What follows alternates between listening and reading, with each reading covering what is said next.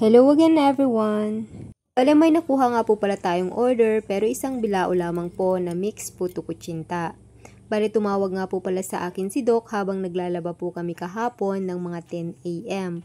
At yun nga po ay nag-o-order po siya ng puto kutsinta para po ngayon.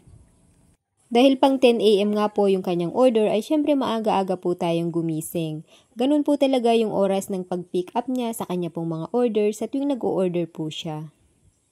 Dahil si Doc nga po ay customer na po talaga natin, kaya pag nag-o-order po siya ay sinasabi niya po sa akin na yung dati niya daw na in-order, yung dating size na in-order po niya. Pag ganun po ang sinabi niya ay alam ko na po agad na medium size na puto kutsinta ang kanya pong o-orderin.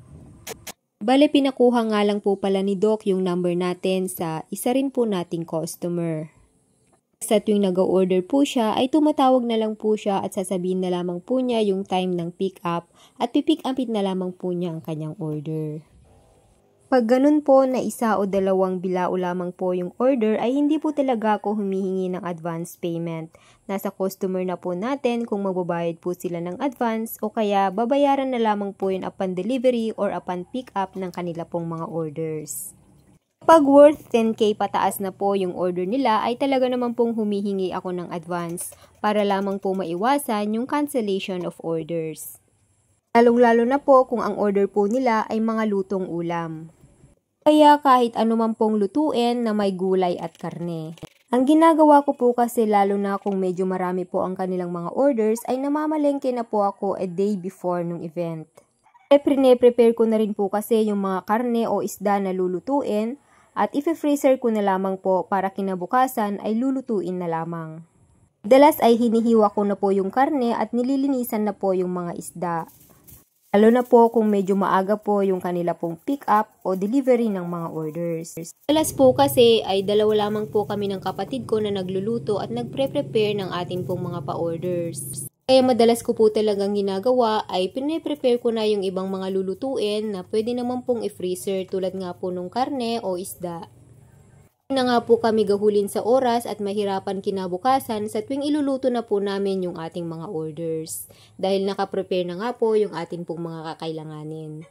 Bali 9 o'clock nga po pala ay natapos na rin po ako sa pagluluto ng ating pong puto kutsinta. Pinalamig ko nga po muna ito bago ko po ito balutin.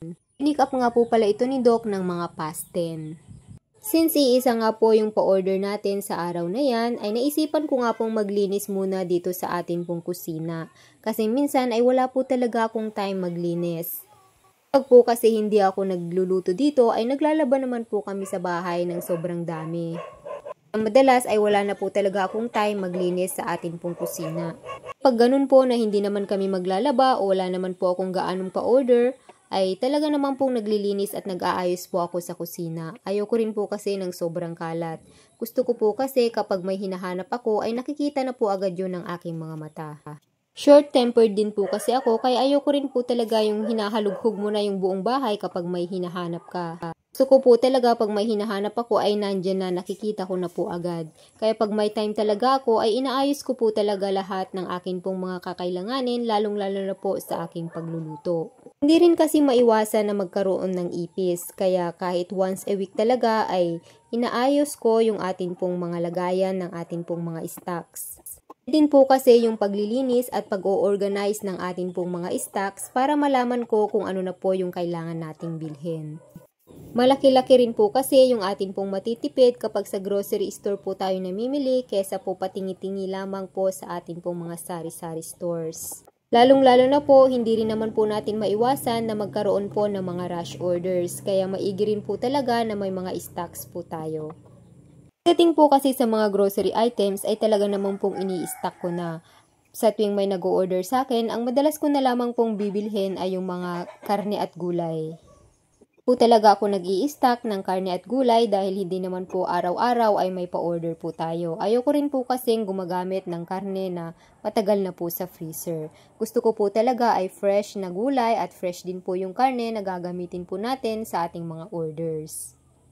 Lamang po, maraming salamat!